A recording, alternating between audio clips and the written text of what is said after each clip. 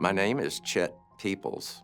On July 11th, 2022, I left my house in Hayes Valley. I was just going to go around the block for an evening walk before going to bed.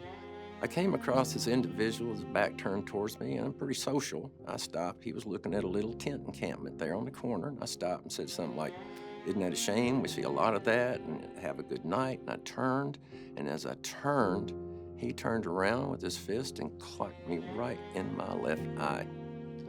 I went down, I was unconscious, and he would never let me up. He had one of these white 10-gallon construction buckets that we see laying around, and he beat me severely until he thought I was dead, and so did I. And while I was laying there in and out of consciousness, I couldn't turn over, I couldn't sit up, and I saw a man come out of the shadows across the street, and he approached me slowly like I was going to explode or something. He bent down over me, and I'll never forget what he said. He said, "I saw that, how can I help?" And somehow he picked me up, carried me up the street, put me into my house. I called 911, laid the phone down. He got up and he said, "I'm just gonna go outside." Next thing, I don't remember anything, but the first responders came and they scooped me up, took me by ambulance up to UCSF Parnassus, and then quickly got me over to the trauma unit over at San Francisco General Hospital. The very next morning, I woke up kind of in a cocoon, all safely wrapped up. I realized I'm in a hospital, and a nurse came in. I'll never forget her. Her name was Moogie.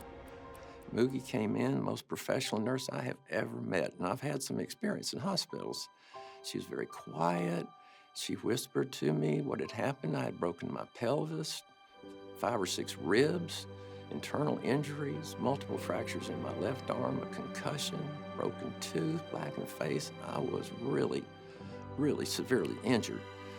But over at General Hospital, they took excellent care of me. I was in the hospital all told for about 90 days.